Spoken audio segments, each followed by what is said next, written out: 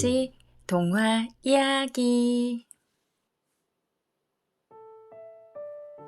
친구들, 오늘은 우리 친구들의 마음과 생각을 키워주는 철학 동화 이야기를 들려주려고 해요.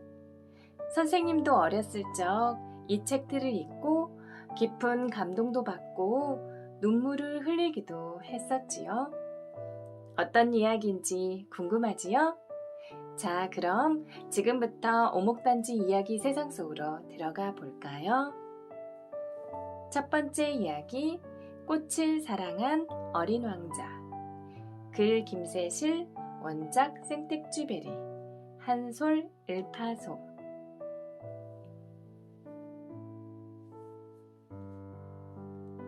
나는 비행기 조종사예요. 6살 때 처음으로 그린 그림이 있었어요. 친구들은 이 그림을 보면 무서워해요. 코끼리를 삼킨 보아 구렁이 그림이거든요. 하지만 어른들은 무서워하지 않아요. 모자를 그린 거라고 생각하니까요. 나는 세계 곳곳에서 만난 어른들에게도 이 그림을 보여주었어요.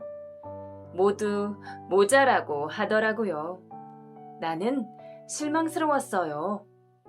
왜 어른들은 이 그림을 모자로만 보는 걸까요? 문득 6년 전에 만난 한 아이가 떠오르네요. 비행기 고장으로 사막에 머물 때였어요.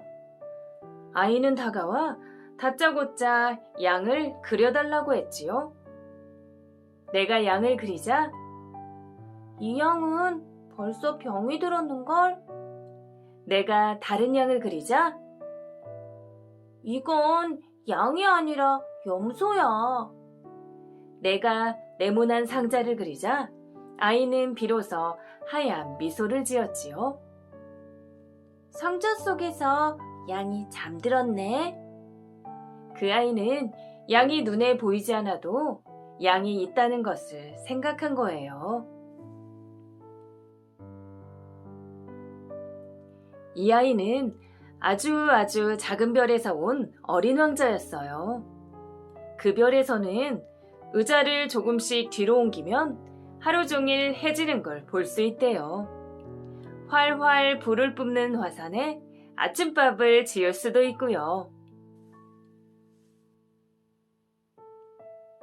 나는 어린 왕자가 왜 지구로 왔는지 궁금했어요. 어린 왕자는 자신의 이야기를 들려주었어요.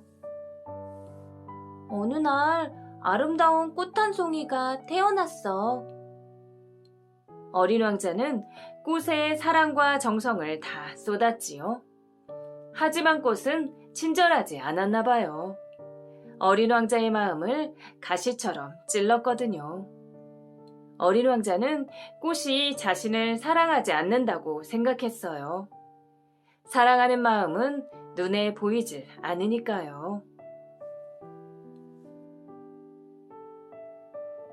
어린 왕자는 꽃과 헤어지고 지구별로 여행을 왔어요. 머나먼 우주에서 볼 때 지구는 아름다운 별이었어요.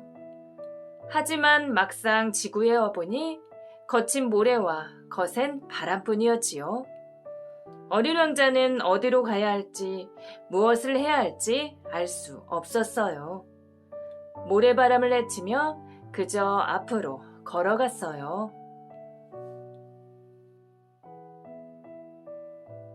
다행히 어린 왕자는 노란 뱀을 만났어요. 너는 어디서 왔니? 저 멀리 작은 별에서 왔어. 이곳은 사람이 없어 너무 외로워. 노란 뱀이 달빛처럼 꿈틀대며 물었어요. 사람이 있으면 외롭지 않아? 하긴 내 별에는 나 혼자뿐이었지만 외롭지 않았어. 어린 왕자는 시무룩해졌어요. 네 별로 돌아가고 싶을 때 말하렴. 내가 도와줄게. 노란 뱀은 수수께끼 같은 말을 남기고 사라졌어요. 어린 왕자는 사막을 헤매다 길을 발견했어요. 그 길은 꽃밭으로 이어졌지요. 어린 왕자의 눈이 휘둥그레졌어요. 이곳의 꽃은 어린 왕자의 꽃과 똑같았거든요. 세상에, 하나뿐인 꽃인 줄 알았는데 이렇게 많이 피어있다니. 어린 왕자는 그만 울음을 터뜨리고 말았어요. 그때 여우 한 마리가 나타났어요. 여우야, 나랑 놀자. 그건 안 돼. 난 너한테 길들여지지 않았거든. 어린 왕자는 길들인다는 게 무슨 말인지 몰랐어요. 길들인다는 것은 나는 너에게 특별한 여우가 되고 너는 나에게 특별한 아이가 되는 거야.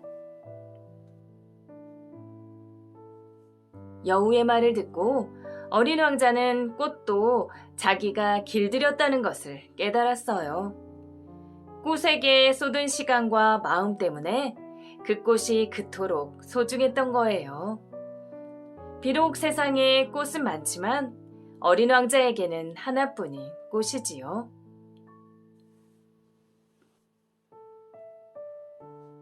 어린 왕자의 이야기를 들으면서 지내는 동안 내가 갖고 있던 물이 모두 떨어졌어요.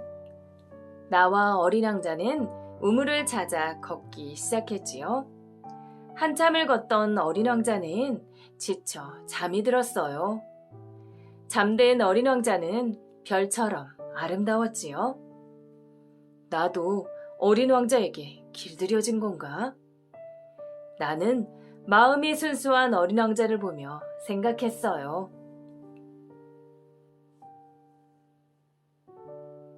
해가 뜰 무렵 드디어 우물을 찾았어요. 나는 어린 왕자와 물을 나눠 마셨지요.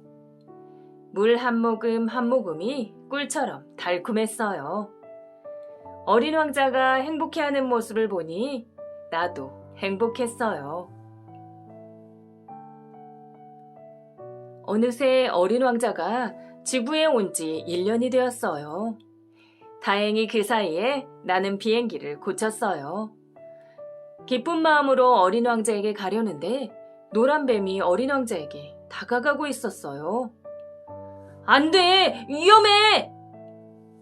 내가 소리쳤지만 어린 왕자는 놀라지 않았어요. 괜찮아. 내 별로 돌아가려면 몸이 가벼워져야 한대. 그래서 뱀한테 도와달라고 한 거야. 나는 너무 슬퍼 털썩 주저앉았어요. 아저씨, 이제 수많은 별들 중 하나에 내가 있다는 걸 아니까 슬퍼하지 마. 내가 웃듯 밤하늘의 별들도 웃고 있을 테니까. 어린 왕자는 금빛 모래 위로 힘없이 쓰러졌어요. 어린 왕자와 헤어진 뒤 오랜 시간이 지났지만 아직도 나는 매일 밤 별들의 속삭임에 귀 기울여요. 저 하늘 어느 별에서 울려 퍼지는 어린 왕자의 웃음소리를 찾아서요. 비록 보이지 않아도 어린 왕자가 그곳에 있다는 것을 나는 알고 있거든요.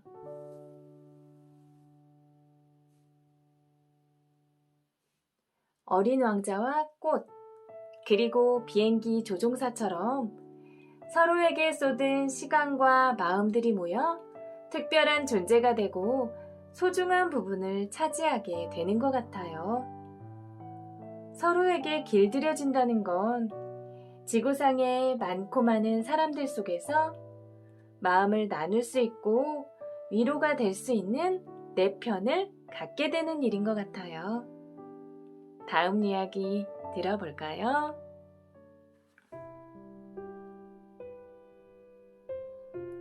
두 번째 이야기, 희망을 준 마지막 잎새. 글 김세실, 원작 오헬리, 한솔 출판.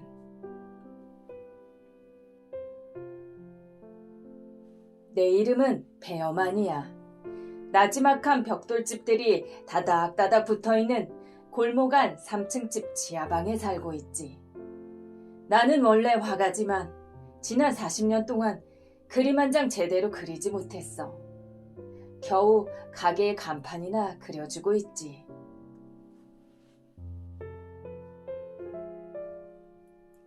배여맨 할아버지, 안녕하세요. 집으로 돌아오는 길에 3층 꼭대기에 사는 아가씨들을 만났어. 안녕수, 존씨, 저녁때가 다 되었는데 어딜 가? 건널목 앞 식당에 설거지를 해주기로 했거든요. 두 사람은 끼니를 걱정할 만큼 가난하지만 화가가 되겠다는 꿈을 품고 열심히 살아가고 있지. 벌써 찬바람이 스며드는 11월이야. 그런데 우리 마을에 무서운 죽음의 그림자가 드리워졌어. 폐렴이 돌기 시작한 거야. 어린 아이들은 물론이고 생기 넘치던 젊은이들마저 하나둘 쓰러졌지. 존 씨도 폐렴에 걸려 오랫동안 앓아 누워 있었어. 얼마 전부터는 음식도 약도 먹지 않았지. 존 씨, 어서 병을 이기고 일어나야지. 배여맨 할아버지, 아무래도 저는 살기 어려울 것 같아요. 아니, 그게 무슨 소리야? 제 인생은 희망이 없어요. 화가가 되겠다는 것도 헛된 꿈일 뿐이죠. 차라리 병에 걸린 게 잘 된 건지도 몰라요.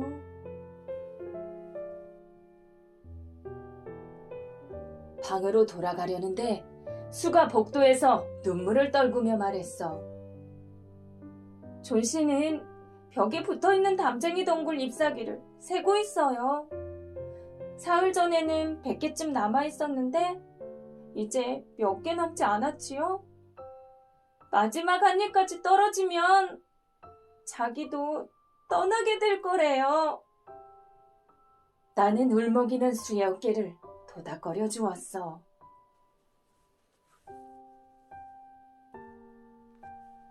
가엾은 존 씨, 그까짓 잎사귀 따위에 자신의 인생을 걸다니.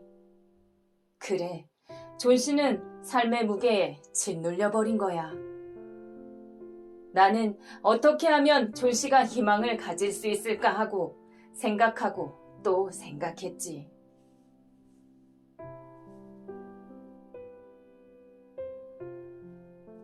저녁이 되자 차가운 비바람이 몰아쳤어. 담쟁이 잎사귀들이 잘 붙어 있을까? 오늘 밤에 다 떨어져 버리면 어떡하지? 나는 창도 없는 방 안에서 세찬 바람 소리를 들으며 밤새 가슴을 졸였지.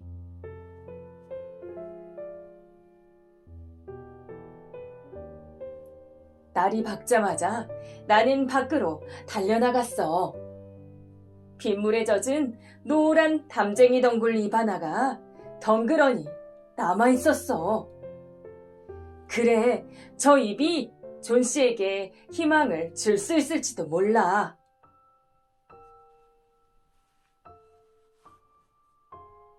나는 단숨에 3층으로 뛰어 올라갔지. 존 씨, 어서 창밖을 좀 봐. 커튼을 올리자 존 씨가 물끄러미 밖을 내다봤어.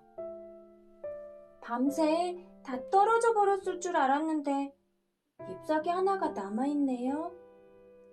너도 저 마지막 잎새처럼 꿋꿋이 살아남을 거야, 존 씨. 하지만 존 씨는 두 눈을 꼭 감으며 말했지. 배여맨 할아버지, 오늘은 저 잎도 떨어질 거예요. 그러면 저도 곧 죽겠지요? 저녁까지도 마지막 잎새는 벽에 붙어 있었지. 그런데 밤이 되자 다시 차가운 바람이 불어오기 시작했지. 나는 간절히 기도했지만 결국 비바람 속에 마지막 잎이 떨어지고 말았어.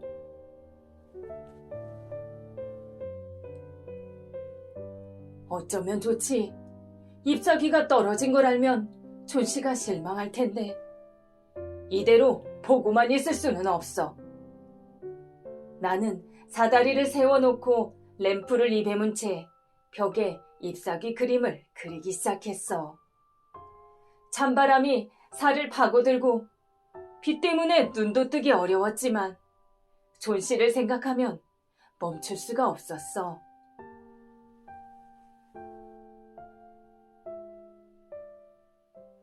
긴 밤이 지나고 아침이 되었어. 나는 무겁고 지친 몸을 이끌고 조용히 3층으로 올라갔어. 열린 방문 틈으로 존 씨와 수가 보였지. 수, 저 잎새 좀 봐. 아직도 붙어있네. 저렇게 작고 약한 잎새도 잘 버티는데 나는 못나게도 죽으려고만 했구나. 수, 스프 좀 줄래? 약도 좀 주고. 존 씨의 밝은 모습에 나도 모르게 눈물이 났어. 그날 밤 어떻게 계단을 내려왔는지 기억이 나지를 않아.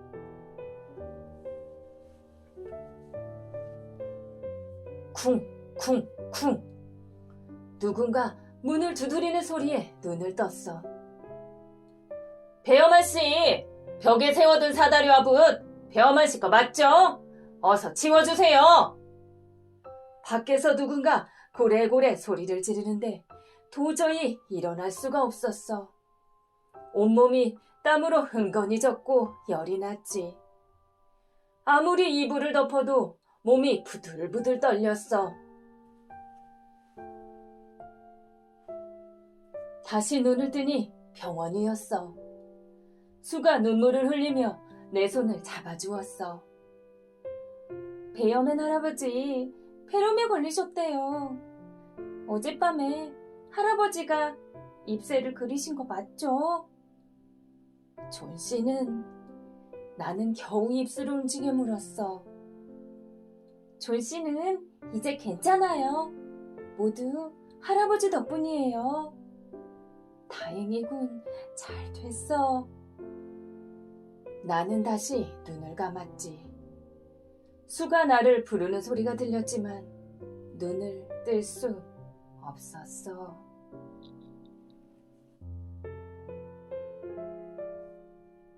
친구들에게는 꿈이 있나요? 그 꿈을 이룰 수 있을지 이룰 수 없을지 모르지만 꿈을 갖는다는 건 어려움을 이겨내고 삶을 씩씩하고 긍정적으로 살아간다는 뜻일 거예요. 앞으로 우리 친구들이 자라서 어른이 되었을 때 어떤 모습이 될지 꿈을 꾼다는 건 늘 희망을 가지고 산다는 거예요. 우리 친구들이 자신의 희망을 가지고 사는 것도 중요하지만 마지막 잎새에 배어맨 할아버지처럼 누군가에게 희망을 주는 사람이 된다는 건 더 멋진 일인 것 같아요. 우리 친구들도 환한 미소와 다정한 말 한마디로 희망을 주는 따스한 사람이 되어볼까요? 희망 가득한 이 마음 그대로 오늘 하루도 행복하세요.